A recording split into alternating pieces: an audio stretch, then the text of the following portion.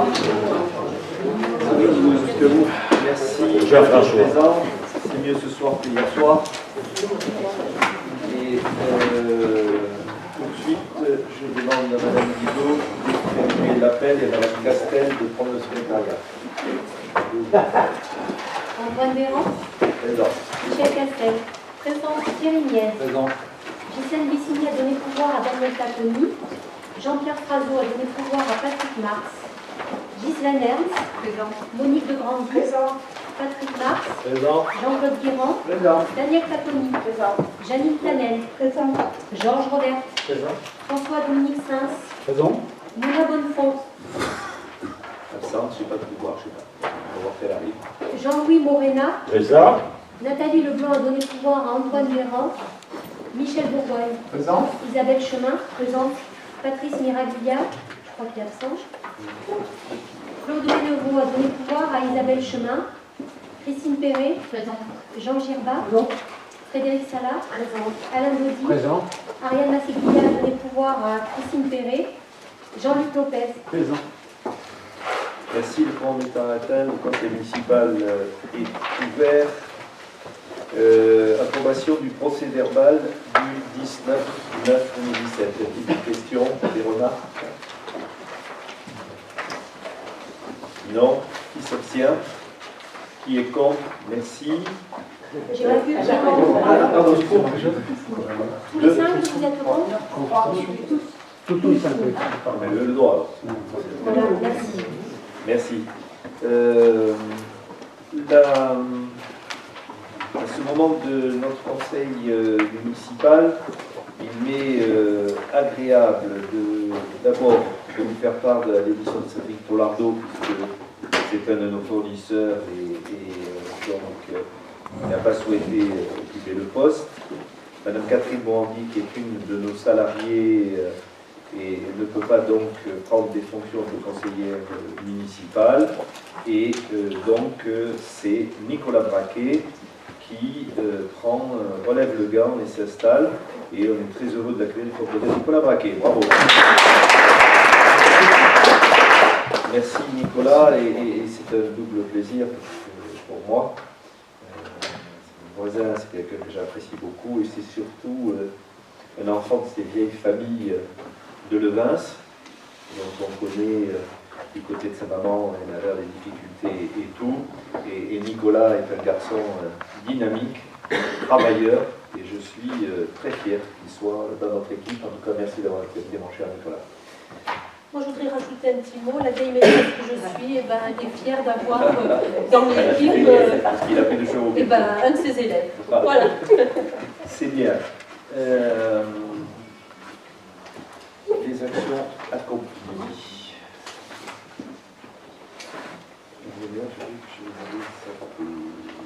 Alors, le bon de commande d'installation de vidéoprotection au rivet à Ineos, une extension de notre réseau à hauteur de 16 352 €. Mon commande numéro 4, système d'enregistrement vidéo des caméras de la mairie et de Saint-Roch pour 16 000 € et on va continuer la capacité mémoire d'enregistrement et l'installation sur la crèche de la maternelle à hauteur de 11 381,90 € et puis la pose et dépose des illuminations à hauteur de 17 448 €.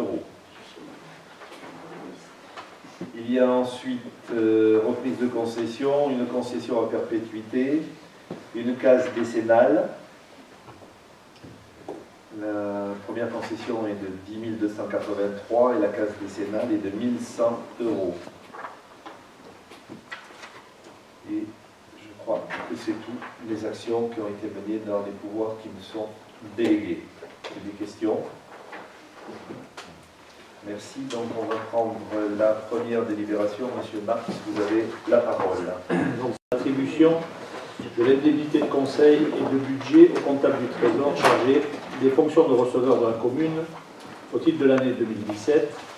Donc, considérant les prestations de Madame Nathalie Bonneau, il vous est proposé de lui allouer une indemnité de conseil pour un montant de 874,40 € et d'inscrire au budget en cours les sommes nécessaires.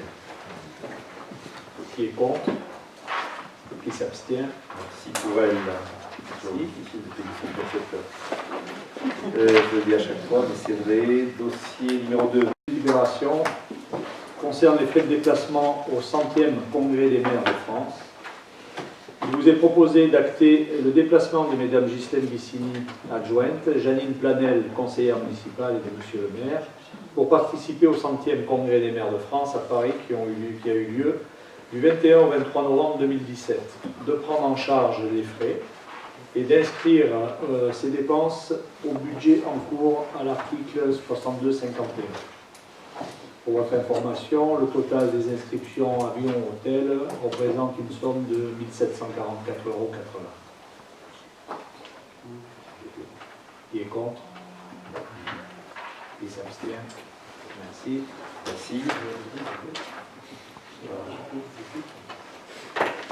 3 concerne une décision modificative au budget, donc des régularisations multiples et diverses, dont 2 concernent les délibérations numéro 4 et numéro 5 que l'on va voir tout à l'heure.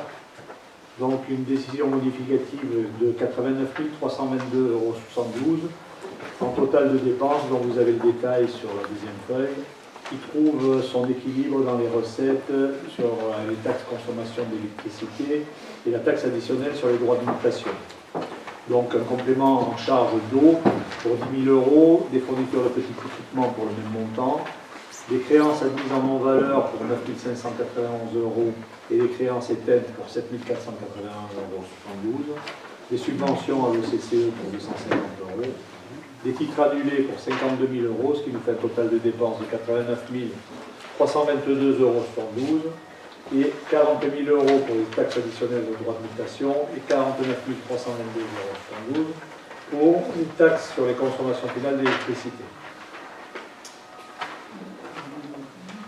Qui est contre? Contre. Voilà, parce que franchement, Oui. présenté comme ça, on a eu beaucoup de mal à comprendre ce dont il s'agissait d'étudier le dossier. Vous avez bien compris ce point. Sur la deuxième feuille, vous avez le détail qui est peut-être plus compréhensif. Vous avez le montant des dépenses supplémentaires dans la colonne augmentation de crédit et la colonne recettes, augmentation de crédit. Total des dépenses qui retrouve son équilibre.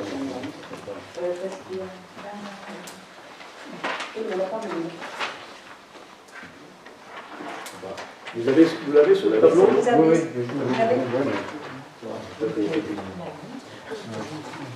Bien. À la lecture du tableau, ça me paraît quand même relativement clair. Non, disons que bon, le problème, c'est pas une question de confiance et de remise en cause de ce truc, mais nous recevons ça 48 heures avant, et vu tout ce qu'il y a à lire, c'est très difficile de se faire une idée correcte. Et disons que si on veut voter pour des chiffres alors qu'on... Si vous l'avez reçu 48 heures, c'est qu'il y a un Il problème. a été envoyé la semaine dernière par mail. on les a reçus samedi. Il a été envoyé mercredi.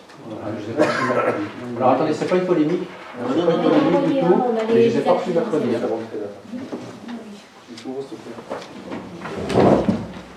Alors c'est juste une information, c'est pas une polémique, j'insiste. Mercredi, j'ai rien reçu, moi. Donc on fait des explications. Donc si vous voulez, le problème qui se pose, c'est plus un problème de forme que de fond. C'est pas une remise en cause de vos chiffres, c'est qu'on a une analyse tellement courte que s'engager Non, là-dedans, mais on va vérifier pourquoi vous avez pas eu les 5 jours francs. Personne de vous sait que vous l'avez reçu dans l'idée? Ou il y a que vous? Alors, de côté, un élément, donc il y a des dépenses, mais un élément positif, donc c'est la taxe sur la consommation d'énergie qui nous est ristournée. Et la deuxième chose, c'est les droits de mutation, et qui démontrent une certaine dynamique de notre commune, parce que on a une augmentation significative de ces droits. Donc, qui est contre?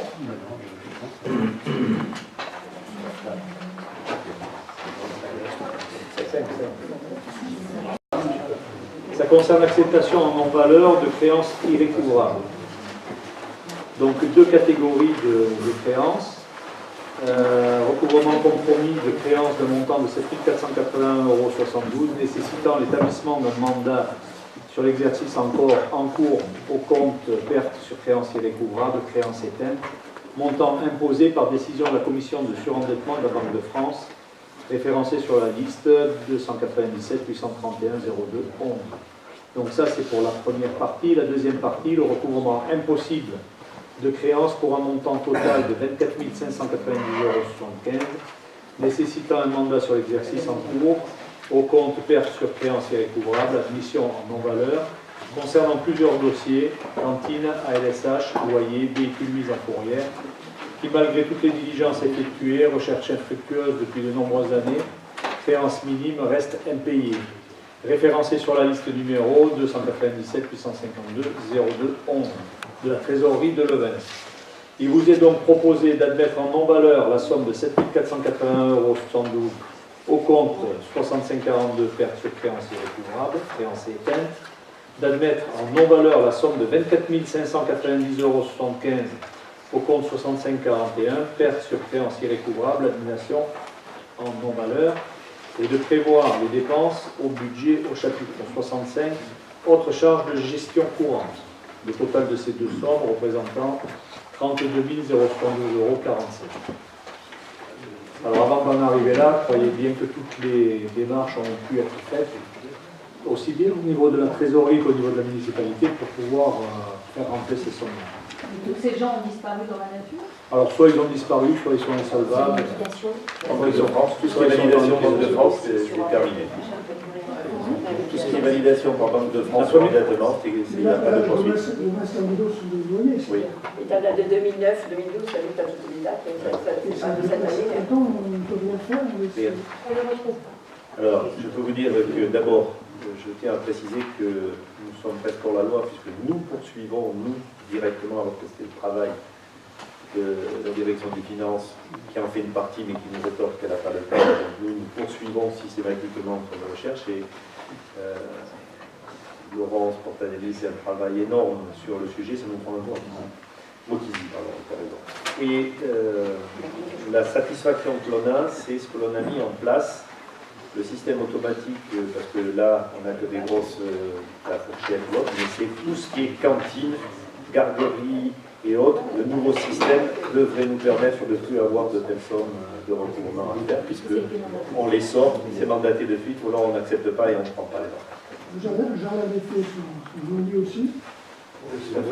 Après, quand vous avez des entreprises qui ont déposé leur bilan, on passe en créance, qui ont à faire. Et les restaurants de la fourchette, C'est pareil. La fourchette, ils sont 68. Et la piscine aussi. La piscine avant, oui. Avant, oui, non. Oui, tout à fait. J'étais présent au tribunal de commerce, j'y étais. Je me suis déplacé au tribunal de commerce. C'est scandaleux, je suis d'accord avec vous. Quand nous, on enlève 50 € de ci, 50 € de là, et que là, on a un plan moyen, et qu'on se dit, c'est 32 000 €, c'est très important pour nous. Oui, je partage. Et croyez-moi que ce qu'a dit Patrick en amont, c'est toutes les démarches faites par nous, dans nos limites. Je ne suis pas sûr que, je ne m'engagerai pas sur ce sujet-là, que les services de l'État fassent tout ce qui est dans leur pouvoir pour le faire, parce que c'est facile, vous savez, c'est comme le procureur, quand nous répond, pas significatif, pas de poursuite. Voilà, et toi, tu as déposé la plainte, 44 heures de temps plein. Voilà. Très bien. Donc, qui est contre cette délibération? Qui s'abstient? Merci. Numéro 5 concerne la subvention de l'OCCE pour la classe Ulysse, école de l'école élémentaire de Tourette-Levens. Alors, concernant 6 enfants en situation de handicap de la commune de Levens qui sont accueillis dans cette classe Ulysse École à l'école élémentaire de Tourette-Levens, l'enseignante spécialisée de cette classe souhaite mettre en place, dans le cadre de l'apprentissage suivi par ses élèves, des méthodes de relaxation et de sophrologie permettant d'améliorer leur bien-être et, entre autres, d'acquérir de nouveaux comportements, de construire leur autonomie, de développer la confiance en soi. Considérant le coût de 10 séances réalisées par une sophrologue expérimentée s'élevant à 780 €, il vous est proposé d'octroyer une subvention de 250 € à l'OCCE de l'école élémentaire Tordeau de Tourette-Levens pour financer ces séances et de prévoir les inscriptions budgétaires à l'article 65-74, subvention de fonctionnement de droit privé, au budget de l'exercice en cours. Alors, nous, sur ce dossier, c'est un dossier de subvention. Nous avons 6 enfants, des enfants qu'on a bien connus pendant plusieurs années aux écoles de Levins, et aujourd'hui sont regroupés dans une classe de 12 de Plis, qui est située à Tourette-Levins avec une enseignante spécialisée. Nous avons eu un débat assez fort, notamment quand on a lu les derniers éléments à l'université ou autre. Donc aujourd'hui, nous votons la subvention et nous avons demandé à Ghislaine Bissini, qui suit ce dossier, d'avoir le CV et les références de cette sophrologue. L'inspection de l'académie laissant la liberté à la directrice de l'école de gérer ces dossiers. Il n'y a que 3 compétences qui sont assujetties à autorisation à partir de l'inspecteur. Voilà. On a la moitié des effectifs. On a la moitié des effectifs. Vous ne pouvez pas donner la moitié du... C'est la demande qui nous a été faite, parce que je crois qu'il y a 3 communes qui interviennent. À un moment, on voit qu'il est obligé de faire appel à la caisse Des écoles. des écoles. On a répondu à la demande qui nous a été faite. On peut regarder éventuellement d'abonder. On est peut-être un peu mieux. Oui, oui, tout à fait. J'avais compris, Voilà, on a demandé ça, on va voir. Quand on a le... Qui est contre? Ah oui, vas-y, pardon. Qui est contre cette délibération? Qui s'abstient? Merci, Mme Bissini, qui donnait le CV. Donc, dernière délibération concernant, projet de délibération numéro 6, concerne la garantie d'un emprunt à la SEML Habitat 06 pour le prêt souscrit auprès de la Caisse des dépôts et consignations destiné à financer le programme locatif social du Rivet, création de 12 logements en PLS. Donc, considérant la non-levée des options d'achat par plusieurs acquéreurs de logements commercialisés par Habitat 06 au Rivet et leur volonté d'être maintenus dans les lieux en qualité de locataires, considérant la vacance de quelques logements, considérant l'intérêt d'assurer par la création de logements PLS une mixité d'occupation au sein de cette résidence, vu la demande du 4 décembre 2017 présentée par Habitat 06 sollicitant la commune de Levins pour garantir l'emprunt nécessaire au financement de 12 PLS dans l'opération de la maison de Rivet à hauteur de 100%, considérant que la présente garantie est sollicitée dans les conditions fixées au contrat du prêt, vu les articles L2252 et L2252.2 du Code général des collectivités territoriales, vu l'article 2298 du Code civil, vu le contrat de prêt qui est annexé à cette délibération, l'emprunteur et la Caisse de dépôt des consignations, il vous est proposé d'accorder une garantie à hauteur de 100% pour le remboursement du prêt d'un montant total de 2 012 000 € souscrit par l'emprunteur auprès de la Caisse des dépôts et consignations pour le financement du programme des maisons du Rivet, selon les caractéristiques financières et aux charges et conditions du contrat de prêt 71 463, constitué de 3 lignes de prêt, étant précisé que le dit contrat est joint en annexe et fait partie intégrante de la présente délibération, d'acter que la garantie est apportée aux conditions suivantes. Elle est accordée pour la durée totale du prêt et jusqu'à son complet remboursement sur l'ensemble des sommes contractuellement dues par l'emprunteur dont il ne se serait pas acquitté à la date d'exigibilité. Sur notification de l'impayé par simple lettre de la Caisse des dépôts et consignations, la collectivité s'engage dans les meilleurs délais à se substituer à l'emprunteur pour son paiement en renonçant au bénéfice de discussion et sans jamais opposer le défaut de ressources nécessaires à ce règlement, de s'engager pendant toute la durée du prêt à libérer en cas de besoin des ressources suffisantes pour couvrir les charges du prêt. Donc vous avez le prêt, comme vous avez pu le constater, qui est saucissonné en 3 tranches. 2 tranches sur 40 ans qui font 730 880 € et 818 327 €, et une tranche sur 50 ans de 462 793 € pour un total de 2 012 000 €. Donc les garanties de ce prêt et les conditions. Et les questions sont à la page 10. Il s'agit donc de logements qui n'ont pas été vendus. Oui, tout à fait. Comme ils n'ont pas réussi à être vendus, ils sont nuls. Alors, la loi indique que quand, je crois que c'est 1 an et demi, le promoteur bailleur social a l'obligation réglementaire de transformer des contrats en accession en logement PLS. C'est pas obligatoirement PLS. Ça peut pas être PLUS ou PLM. Alors, la discussion s'engage après. Ce sont des grands appartements dont le loyer était très cher.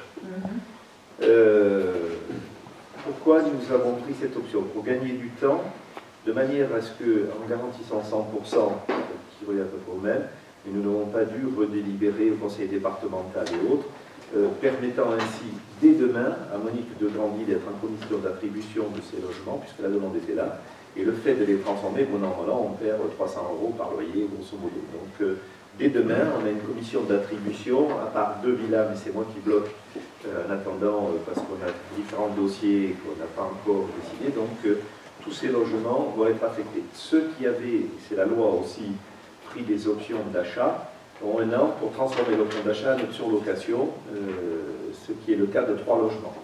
Et le fait de les déclasser nous permet d'avoir des loyers plus accessibles sur des grands logements, hein, ce qui fait défaut pareil.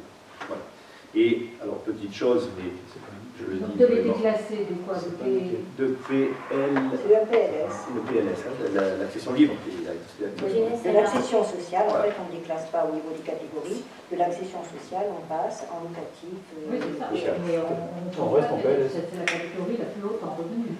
Oui. Sur les 4 pièces, oui. Mais ça reste relativement Oui, accessible. accessible. 780 € sur le 4 pièces. Ou 700. 700, ça commence à 700. 700, les 3, jusqu'à 800 et quelques sur les grands écrans. Et alors, si la commune ne garantit pas, qu'est-ce qui se passe? Alors, c'est le conseil départemental, sauf que nous sommes en train de lancer avec Habitat 06 et le département de la résidence senior, et qu'on va demander une garantie supplémentaire au département pour les résidences seniors. Sachant que dans le cadre des lois Macron, le département et Habitat 06 est soutenu par Dominique Estrosi Sassone, n'a pas touché les résidences seniors dans le cadre des garanties et des aides, mais par contre a touché les garanties et les aides au niveau du logement social. Puisque aujourd'hui les opérateurs sont très malmenés eu égard aux modifications financières en cours. Voilà. Et la commune peut le garantir?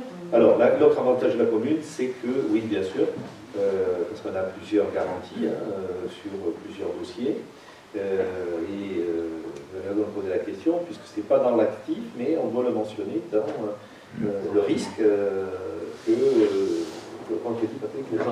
les engagements. Donc, on a un suivi des garanties que la commune apporte dans les différents programmes. Nous sommes encore dans le raisonnable.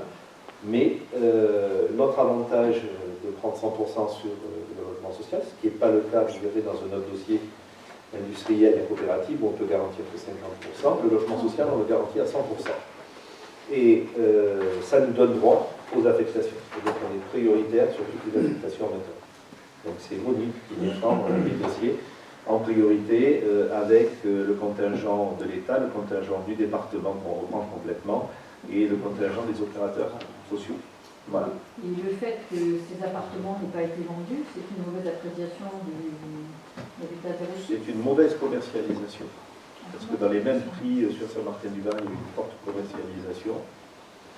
Il y a eu un problème de retard qui a fait que les prêts ont été plus lents. Aujourd'hui, la problématique où on a des taux sur un programme que vous verrez à la fin, à des taux défiant toute concurrence, et même dans le logement social, les banques sont très timides pour financer les garanties sans problème. Avez-vous d'autres questions? Et on s'évite les dallos. Pardon? On évite le dallo en faisant ça. Très bien. Donc, qui est contre? S'il vous plaît, qui est contre? Qui s'abstient? Merci. Attendez, je n'ai Non, pas on n'a compris. pas parlé. Qui est contre? Tout le monde est contre? Je suis gêné parce qu'effectivement, ça s'inscrit dans un projet global qu'on avait énoncé. On montre que ça ne se vend pas si bien que ça. Oui, mais moi, je m'associe. D'accord, ok, merci. 5. C'est à travers l'échelle commerciale et les autres choses. C'est compté dans la cassation. Tu dis quelque chose à part, hein, tout ça. Il y a eu le problème d'isolation. Oui, de tout ça aussi. Ça va aller. Ça va avec. Ça va avec. c'était très simple, c'est les volets roulants qui a été posé sans isolant. Je donne la réponse. Donc on a fait isoler les volets roulants. Les petites maisons qui étaient prévues pour la vente sont vendues. Non, une est vendue, il y en a deux qui sont pas.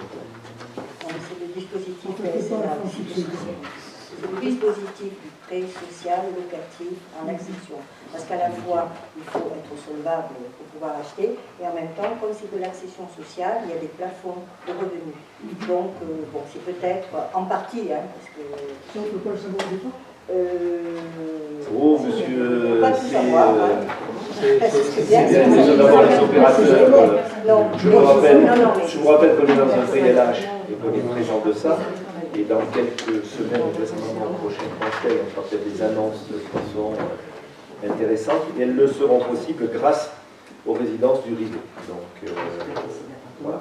Et ce sont... Sur la loi SRU. je Et précise, ce déclassement va nous aider à faire d'autres choses. Et ce sont des grandes surfaces. Ce sont des appartements de grandes surfaces. Donc, ça augmente, effectivement. La multiplication des mètres carrés. Là, ceux qui y sont dans les 4 pièces, il y en a 6 qui sont loués, ils sont très contents.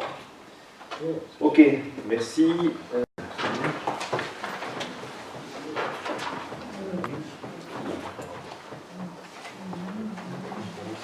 Alors, la délibération numéro 7, il s'agit de créer un poste de catégorie C, d'adjoint administratif principal de 2e classe à temps complet. Alors, c'est un avancement de grade. L'agent qui est en poste passe d'adjoint administratif à adjoint principal de 2e classe. Donc, il n'y a pas de recrutement externe. Et on tient compte dans cette délibération et dans ce projet des missions de l'agent en termes d'accueil du public, de gestion du service des élections, de gestion des listes électorales. Donc l'agent dont on parle est déjà au dernier échelon de son grade, en haut de la grille. Et en fait, cette décision permet une réouverture d'une perspective d'évolution en termes indiciaires. Donc c'est un peu compliqué hein, au niveau de tout ce qui est fonction territoriale. Mais bon, pour être un peu clair, la rémunération de cet agent va évoluer. C'est pourquoi donc il s'agira de prévoir au budget les sommes nécessaires comme indiqué dans la délibération. Donc pour info, l'agent dont il s'agit, c'est Madame Caroline Noël qui est à l'accueil. Et les sommes ne sont pas des sommes extraordinaires, mais enfin quand même sur un traitement, c'est bon à prendre, c'est de l'ordre de 50 € brut par mois. Donc c'est quand même pas négligeable, je pense que... Voilà. Donc si vous n'avez pas de questions, je me Je propose... n'ai pas de question, je demande là, j'ai 3 lignes, considérant qu'il est le promouvoir un adjoint administratif titulaire, etc. C'est tout. Oui. Les explications, les amendements. Oui. On ne peut pas les avoir, non? C'est intéressant ce que vous avez dit. La délibération, elle est dans son Non, contexte. mais je demanderai une. Vous dites que vous avez tous 5 jours avant. Avec ça, on peut très bien se faire. On va voter pour. Mais pour ce qui est d'information, là, c'est néant. C'est-à-dire, vous voulez le nom et le grade? Vous voulez le nom et le grade? Non, Ce que je vous ai dit, vous voulez que ça soit joint à la délibération, le petit exposé que je fais, par oui, exemple? tout à fait. Ben, moi, je veux bien, si vous voulez, mais en Mais c'est fait... gentil. Ça s'appelle informer. Non, mais si on écrit tout et que Oui, bah oui. on peut échanger, On va discuter, obtenir- tout, c'est un peu dommage, quoi. On va échanger sur de meilleures bases. Je pense que ça fait partie aussi de l'échange qu'on peut avoir en Mais conseil Madame municipal, Castel, je veux dire, plutôt s'il y que avait de une dire... commission finance, par exemple, ça vous éviterait des débats avec M. Marx, des collations en cours de séance, alors qu'on aurait très bien pu s'informer avant, être au courant avant et ne pas s'opposer. Alors, la commission finance, vous voyez, avec Oui, M. Marx, là, pour l'instant, on débat de ce point-là, de ce point de vue-là, et moi, je trouve que donner tous les détails dans la délib, déjà, ça fait beaucoup de papier, beaucoup de choses à lire qu'on ne lit pas forcément, peut-être que vous les lisez aussi, mais ça permet aussi d'échanger. Voilà. Non, on n'échange tout pas, pas de réflexion, on dégrade. Je ne sais pas s'il y a beaucoup de réflexions là à faire, c'est simplement Caroline Noël qu'on change, on lui propose 50 € brut en plus. Je ne sais pas s'il y a Parce qu'elle arrive en fin de beaucoup carrière. de débats à faire là-dessus, je pense que c'est bien pour elle. Mais bon, pourquoi pas. Allez, on va passer au vote? Pourquoi n'importe quoi, c'est pas gentil On a ce que dit qu'on vous dites, votait vous pour. marmottez là. dis n'importe quoi. Alors, On n'avait pas envie d'écrire, on nous dit qu'on n'avait pas envie d'écrire. Bon, ah, pas du tout, j'adore écrire. Ah oui, ça. Ouais, j'adore écrire. Ah, Alors, si vous regardez. voulez, là, ça, il faut. Ne jouez pas sur ce terrain-là.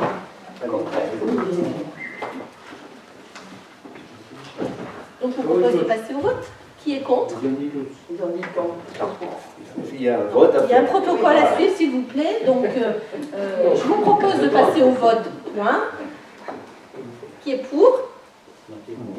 Qui est contre? Parce que vous avez dit qu'on est tous pour, donc voilà. Qui est contre? Donc, merci. Personne ne s'abstient, je suppose. Donc, merci. Donc, on va avoir les remarques, certainement, mais bon. Alors, la délibération numéro 8, il y a lieu de promouvoir ici 2 agents territoriaux de catégorie A, de grade d'attaché à attaché principal à temps complet.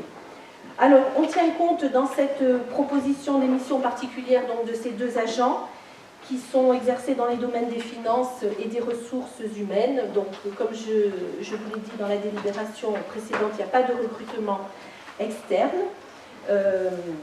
Donc l'un des 2 agents a une double carrière et les deux carrières évoluent simultanément. Cet agent est rémunéré sur la base de la grille DGS, qui est un emploi fonctionnel, c'est-à-dire lié à la fonction, ce détachement étant lié à la durée du mandat. L'autre agent, c'est un changement de grille qui est actuellement au 8e échelon vers une fin de carrière.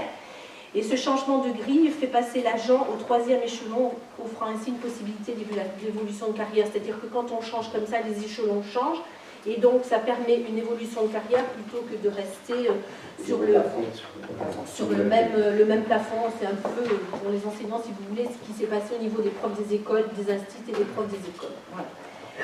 Donc, je peux vous apporter une petite précision sur le RIP 7, qui est donc le régime indemnitaire qui tient compte des fonctions des suggestions de l'expertise, de l'engagement professionnel dans la fonction publique d'État. Voilà, c'est affiné. Donc là, on est en train de discuter là-dessus. Les textes vont être abrogés. Concernant l'IAT, on attend aussi des derniers textes sur ces indemnités qui paraîtront vraisemblablement en janvier pour une généralisation, parce que c'est un peu compliqué tout ça. Voilà. Donc, ce que je vous propose dans cette délibération, c'est de modifier le tableau des effectifs comme je vous l'ai indiqué, d'attribuer donc à ces 2 agents le RIVSEP selon les modalités qu'on avait adoptées dans un conseil municipal précédent, en mars 2016, et donc de prévoir les sommes nécessaires qui sont un petit delta aussi sur la fiche de paye. Ça ne démarrera peut-être pas tout de suite, mais il y aura un petit delta qui seront inscrites au budget. Donc si vous n'avez pas de questions, je vous propose de passer au vote. Qui est contre? Qui s'abstient? Merci. Oui, pardon. Je n'ai pas noté, merci. Donc là, ça pouvait être une question. Donc je vais les citer. Il s'agit de Lydie Calanquin et de Valérie Guillot. Non, parce que j'ai numéro 9. Alors, il s'agit... Pas changer de couleur, il ne faut pas se tromper dans les notes. Ce que j'ai écrit. Donc, il s'agit de la renégociation du contrat d'assurance groupe. Donc, le mandat est confié au centre de gestion pour une mise en concurrence de ce contrat assurance groupe. Alors, ce contrat groupe couvre les risques statutaires des agents et il parviendra à échéance en décembre 2018. Alors, certes, on a le temps. Pourquoi délibérer si tôt? Eh bien, parce qu'on s'y prend un petit peu à l'avance, puisque toutes les communes vont délibérer. Et cette délibération restera en attente jusqu'à ce que toutes les communes aient délibéré. Donc, le VINS, évidemment, sera informé des modalités d'adhésion, des garanties, et statuera à ce moment-là, à la vue des offres retenues, de ce qui sera décidé, si on adhérera ou pas. Donc, cette assurance concerne plus particulièrement les maladies, les congés maternité, les accidents de travail des agents. Donc, actuellement, on est chez Grasse Savoie. En fait, c'est une reconsultation. Donc, le centre de gestion là, reçoit le mandat par rapport au régime du contrat par capitalisation, tout est noté hein, là dans la délibération. Le type de contrat, c'est un contrat de groupe. La durée de contrat, c'est 4 ans. La catégorie du personnel, donc concerne les agents titulaires ou stagiaires qui sont affiliés à la CNRACL, c'est-à-dire le régime fonctionnaire, soit en 2/3 des agents, et les agents non titulaires ou stagiaires qui sont affiliés à l'IRCANTEC, soit 1/3 de nos agents. Il n'y a aucune condition pour un seuil d'entrée, donc je vous propose, si vous n'avez pas de questions. On avait déjà traité avec le centre de gestion, qui voilà. a émis C'est une un reconsultation. groupement de commandes pour l'ensemble des communes qui sont à vente. Donc je vous propose de passer au vote. Qui est contre? Qui s'abstient? Merci. Numéro 10.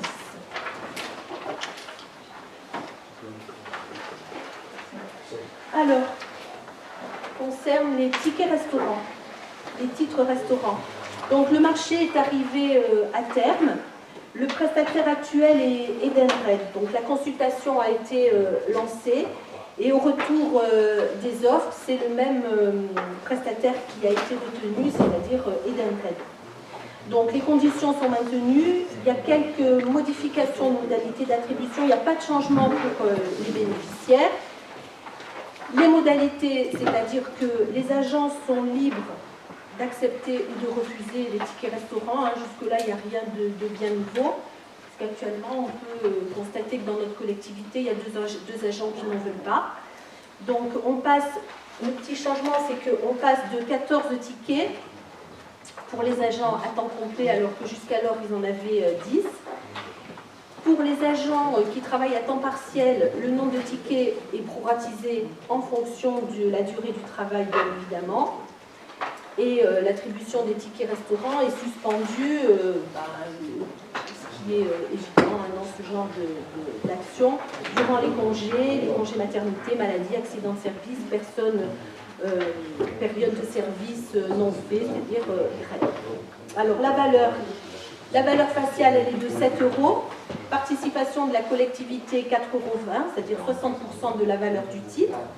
Celle de l'agent, 2,80 €, donc 40% de la valeur faciale. Et cette somme-là, elle est prélevée sur sa paye du mois échu, avec évidemment son autorisation pour pouvoir faire cette action. Donc au niveau de la mise en œuvre, eh bien, la collectivité conserve la gestion de cet état. La remise des titres, eh bien, c'est chaque mois à retirer auprès des ressources humaines. Et le nombre de bénéficiaires, ben, c'est environ les 50 agents de notre collectivité qui sont volontaires et qui sont intéressés par ce système. Le montant global de la dépense est de 46 200 €, 60% donc à la charge de la collectivité, 27 720 €. Et donc les 18 480 € sont prélevés, comme je vous l'ai expliqué, sur la rémunération des agents. Donc si vous n'avez pas de questions, ben, je vous propose de passer au vote, en tenant compte des points que je vous ai exposés. Qui est contre? Alors, j'ai bien une précision. Nous avons fait une légère augmentation et nous sommes en train de donner, depuis que nous sommes en communauté d'agglomération, puis communauté urbaine et en métropole, nous essayons de faire converger le prix des tickets restaurants de métropole, etc., puisque nous avons bon nombre de personnels qui sont détachés. Donc on a aujourd'hui des gens qui ont des valeurs faciales et non bénéfiques qui ne sont pas les mêmes et qui font le même travail. Alors, tout doucement, on est en train de converger. Voilà. Donc on va passer au vote. Qui est contre? Qui s'abstient? Merci. Concerne le plan de formation, donc ça c'est ce qu'on fait rituellement à cette période de l'année. Donc par rapport à ce plan de formation, il y a déjà eu un avis favorable du comité technique paritaire en date du 24 novembre, donc c'est assez récent. Comme on le sait, comme on le répète chaque année, ce plan prévoit les objectifs et les moyens de formation qui permettent de valoriser les compétences des agents de la collectivité. Il permet donc d'anticiper le développement de la collectivité, d'améliorer ses compétences et son efficacité, et d'encadrer et d'évaluer les actions de formation. Donc le plan de formation 2017 a été réalisé partiellement et les actions non réalisées sont reportées sur 2018. Alors par exemple, sur le premier semestre 2017, les demandes de formation des VA ont été les suivantes. Il y avait Madame Blondel, Madame Guido, Madame Calanquin, Madame Rigal et Monsieur Varani. Et donc, le plan de formation qui a été réellement effectué, c'est donc Madame Blondel dans le cadre de l'animation et l'encadrement de proximité, Madame Rigal dans le cadre de la police de l'urbanisme et Monsieur Varani dans le cadre de prévention de la radicalisation. Ensuite, sur le deuxième semestre, les demandes ont été faites par Madame Guido, Madame Le Garec et Madame Giordano. Et les plans de formation suivis ont été Madame Le Garec en instruction des autorisations préalables concernant donc le permis et encore Madame Le Garec, instruction de permis de construire. Donc ceux qui n'ont pas pu obtenir leur formation, c'est souvent parce que les stages étaient complets, donc l'action pourra être reconduite en 2018, ou parce que la période concernée ne convenait pas à l'agent qui était, si vous voulez, sur une période de travail un peu chargée, ou parce qu'il y a eu d'autres dispositions qui ont été prises par l'agent et qui a refusé la formation proposée. L'ensemble du personnel, par exemple, des écoles est formé régulièrement sur les gestes qui sortent, sur la mise en place des exercices de confinement qui sont réactualisés, refaits chaque année et réactualisés aussi en fonction des dispositions des plans mis en place, Vigipirate, attentat, etc. Voilà. Donc, si vous n'avez pas de questions, je propose de passer au vote. Qui est contre? Qui s'abstient? Merci. Modification du statut du subventionnaire de banquière. Cette modification est rendue nécessaire par eu égard à la loi NOTRe qui a imposé la création d'un syndicat mixte pour les inondations, l'aménagement et la gestion de l'eau, le SMIAG, Mar-Alpin, au 1er janvier 2017. Et le comité syndical a la vocation municipale de banquière à adhérer à ce syndicat pour l'ensemble des communes qui le composent. C'est un syndicat extrêmement lourd qui va mobiliser des fonds très importants puisque vous avez vu les dernières inondations, vous voyez en passant le papier qui est en train d'être mis en place à la hauteur de Castalier et qui est géré par le SMIAG et ainsi de suite. Et ça a entraîné la résiliation de ce qu'on appelle le contrat Rivière des Paillons qui a terminé son action et qui sont reprises en grande majorité par le SMIAG. Donc l'acteur principal et le principal financeur, et vous l'avez vu dans la dernière délibération lors de la création du SMIAG, et le conseil départemental, la région, l'État et derrière les différents EPCI.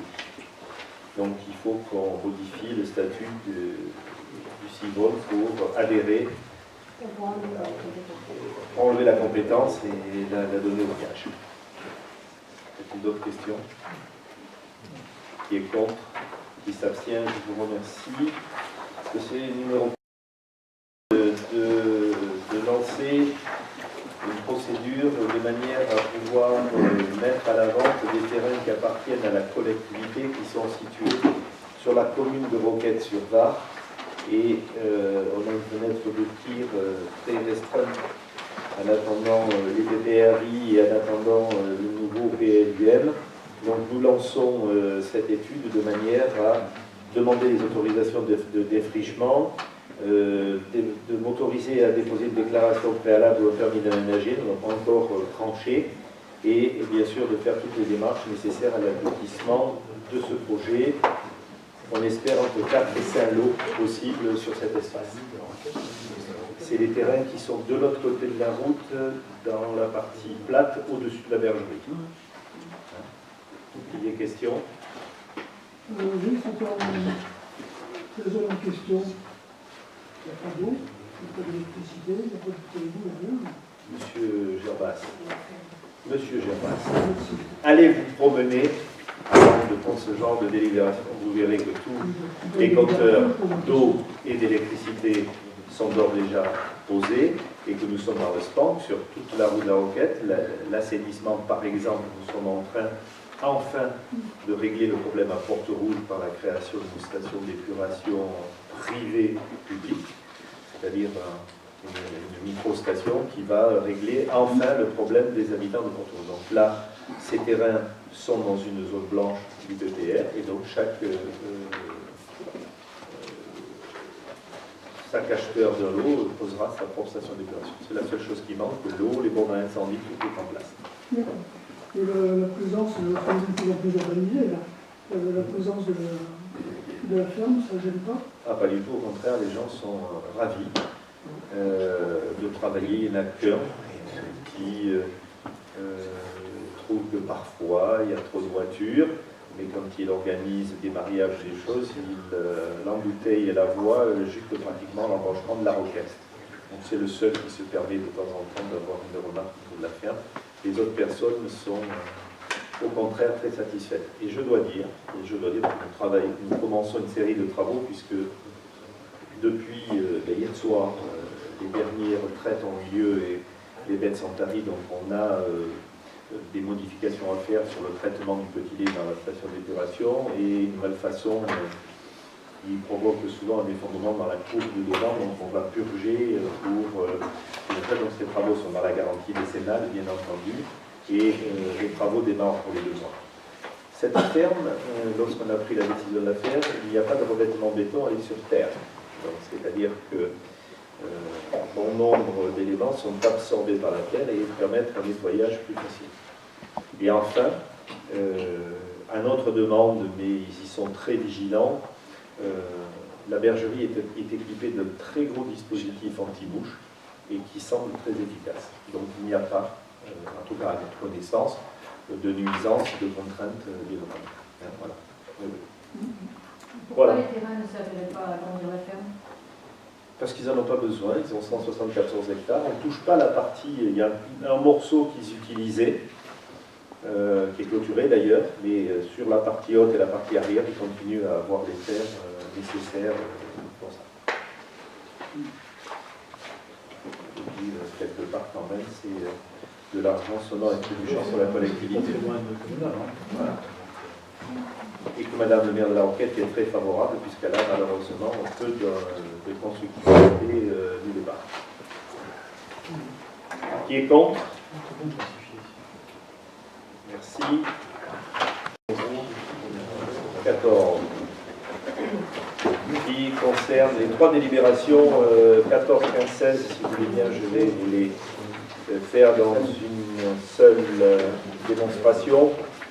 D'abord la numéro 14, la construction du moulin horticole par la coopérative horticole de Levins et l'acquisition de la parcelle AD numéro 282 par la commune de Levins.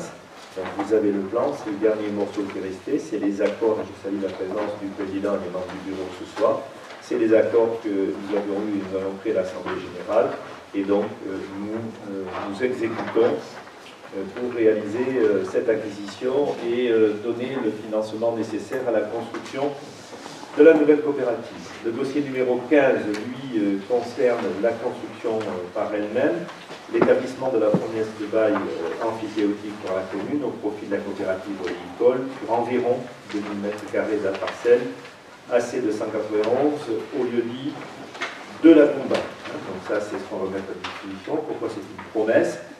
Parce qu'on attend de voir exactement si c'est 2000, 2050 ou autre, comment on s'adapte en fonction de la voie, des stationnements ou autre. Et comme nous sommes propriétaires de la totalité et en accord avec le président, nous passerons les actes définitifs lorsqu'on aura vu l'emprise définitive de la construction.